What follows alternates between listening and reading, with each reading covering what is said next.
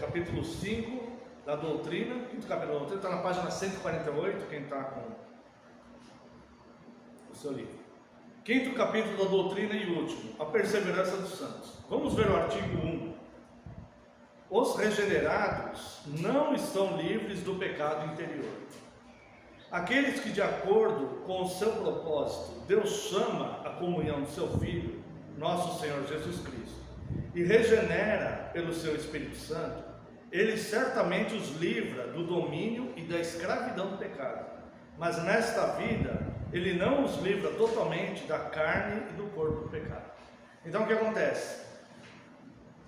O que eles estão explicando aqui é que Deus chama alguns à comunhão e regenera pelo Espírito Santo, a ação de Deus, tá? Então, estes, certamente, Deus livra do domínio da escravidão do pecado. Mas ele não está totalmente livre a ponto de não pecar eventualmente.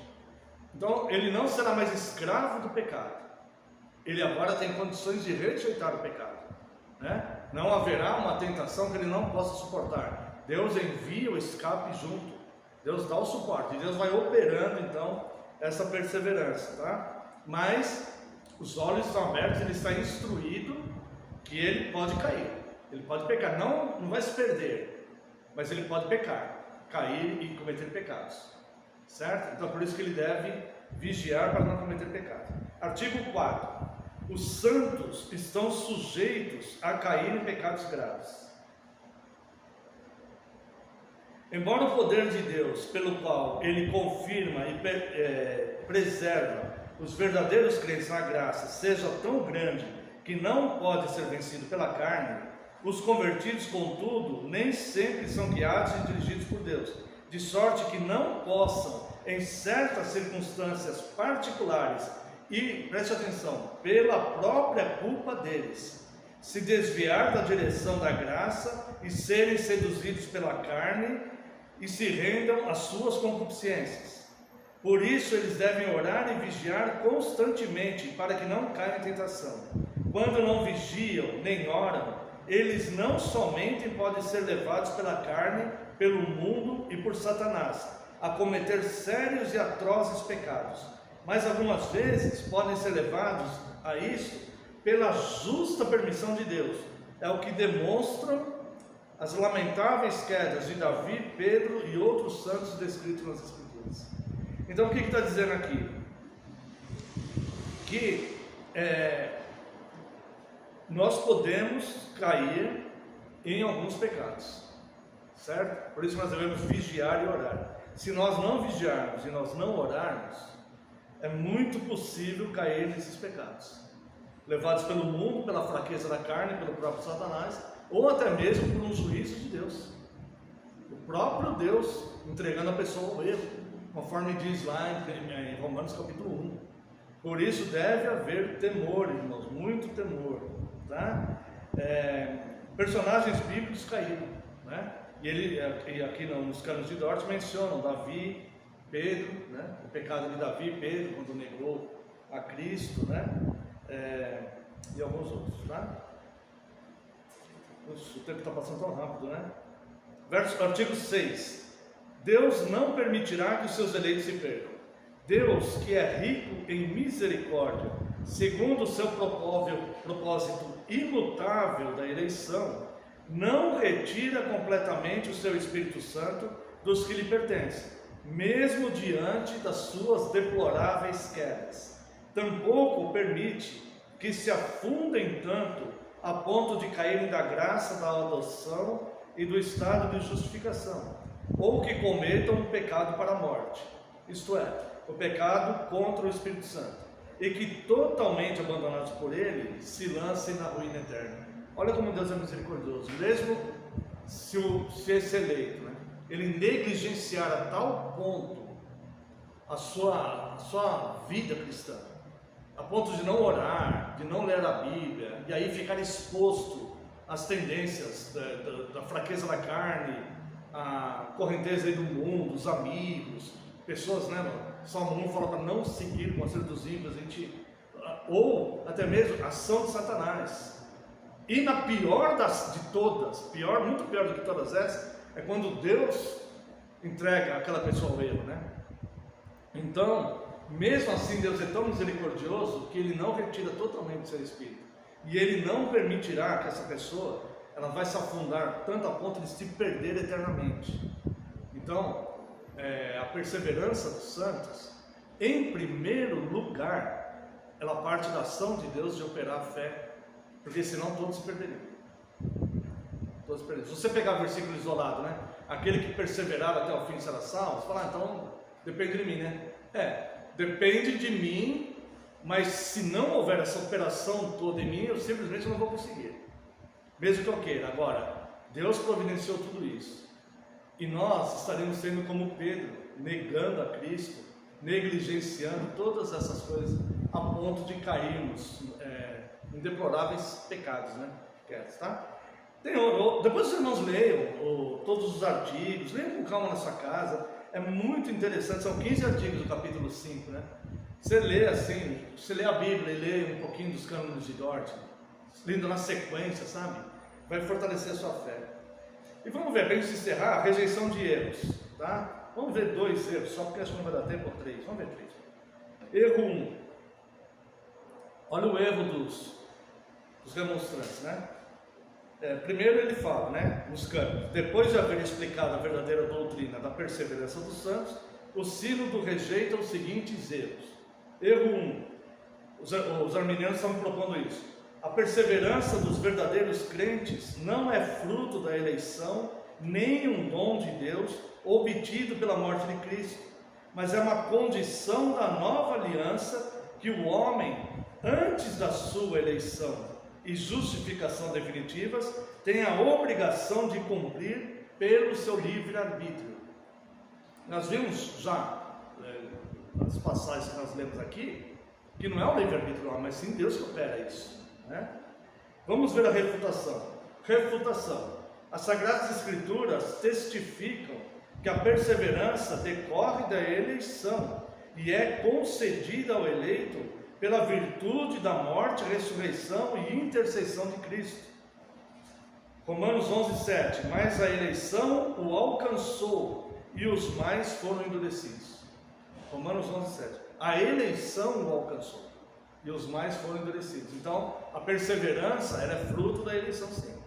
E veja aqui também, Romanos 8:32-35, os pedacinhos só que eles puseram aqui. Aquele que não poupou seu próprio filho, antes por todos nós o entregou, porventura não nos dará graciosamente com ele todas as coisas? Quem tentará acusação contra os eleitos de Deus? É Deus quem os justifica. Quem os condenará? É Cristo Jesus quem morreu, ou antes quem ressuscitou, o qual está à direita de Deus e também intercede por nós. Quem nos separará do amor de Cristo? E vamos ler só o erro 4 e o erro 5 para terminar, tá? Erro 4. Crentes verdadeiramente regenerados podem cometer o pecado que leva à morte, isto é, o pecado contra o Espírito Santo. Olha isso, irmãos, que essa daqui chega a ser um absurdo, né? Porque o próprio Deus, o Espírito Santo que nos regenera.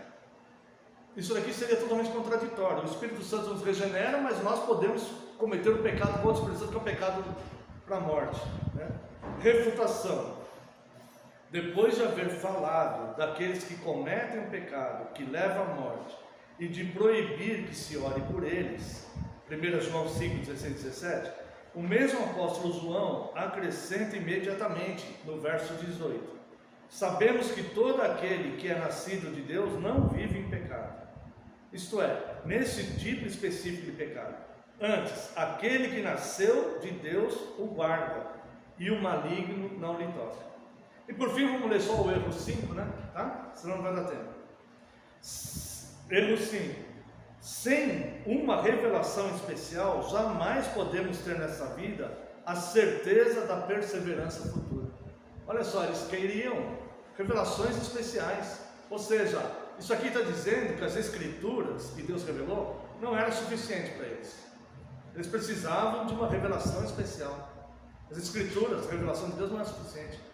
Enquanto que para nós consola totalmente e nos provoca gratidão, né? produz em nós gratidão a Deus por operar essa fé no nosso coração, para eles não é suficiente, eles querem revelações especiais, querem outras revelações particulares. Vamos à refutação. Essa doutrina arranca a segurança consoladora dos verdadeiros crentes nesta vida e introduz novamente na igreja as dúvidas dos seguidores do Papa. As Sagradas Escrituras, no entanto, deduzem sempre essa certeza, não de uma revelação extraordinária e especial, mas das marcas peculiares dos filhos de Deus e das inabaláveis promessas de Deus. Assim, o apóstolo Paulo declara especialmente que nada em toda a criação poderá separar-nos do amor de Deus que está em Cristo Jesus, nosso Senhor. Romanos 8,39. E João escreve: aquele que guarda os seus mandamentos permanece em Deus, e Deus nele. E nisto conhecemos que ele permanece em nós, pelo Espírito que nos deu. E por fim, irmãos, tem a conclusão, da ata do... Eles refutam então os 5 pontos, explicando os 5 verdadeiros pontos da doutrina, refutando, lembrando que não foi Calvino que escreveu os 5 pontos. Calvino havia até morrido, é conhecido como os 5 pontos do calvinismo, mas não tem nada a ver com Calvino. Calvino acreditava nisso também, mas não tem a ver com... Não foi Calvino que escreveu isso, Calvino já tinha até morrido, o próprio Armínio já tinha até morrido também. Foram os discípulos de Armínio que escreveram os 5 pontos. E os cânones de Dort, para refutar esses 5 pontos, escrevem então os 5 pontos da doutrina que contrárias, à remonstrância, à solicitação dos remonstrantes, dos arminianos. E eles resumem então, para a gente finalizar, o erro dos remonstrantes, dos arminianos, em 7 pontos. Em 7 pontos eles resumem todo o erro dos arminianos. Vamos ver os 7 pontos dos erros que os arminianos queriam introduzir na igreja como doutrina. 1. Que a doutrina das igrejas reformadas, no tocante à predestinação e aos demais pontos relacionados a ela, por seu caráter e tendência, desvia o coração dos homens de toda a piedade e religião. Isso não é verdade. Isso foi um erro que foi refutado aqui. 2. Que ela é um ópio para a carne, ministrado pelo diabo, bem como uma fortaleza para Satanás, onde a espreita de todos fere multidões e atinge mortalmente a muitos com os dardos do desespero e da falsa segurança. Ao contrário, a doutrina bíblica verdadeira, ela consola e conforta e produz gratidão. O desespero e a insegurança está do lado deles, infelizmente, é eles que têm a gangorra. Estou salvo, estou perdido, estou salvo, estou perdido. Dependo de mim para ser salvo, das minhas forças. Erro 3. Que faz de Deus o autor do pecado e um tirano injusto e hipócrita. Olha aqui, dá até temor de ler isso. E que ela não é outra coisa senão um renovado estoicismo, maniqueísmo, libertinismo e islamismo. Isso aqui não é verdade, porque o próprio capítulo 1 da doutrina, artigo 15, fala que Deus não é o autor do pecado, o autor do mal, não é. E o simples fato, até pensar isso é blasfêmia. Então é uma acusação que fazem contra a gente que não é verdadeira. Nós não defendemos que Deus é o autor do pecado. Ao contrário, Deus é santo. 4. Que leva à negligência espiritual as pessoas que creem que nada pode impedir a salvação dos eleitos, não importando como vivam, e por isso elas podem tranquilamente cometer os crimes mais atrozes.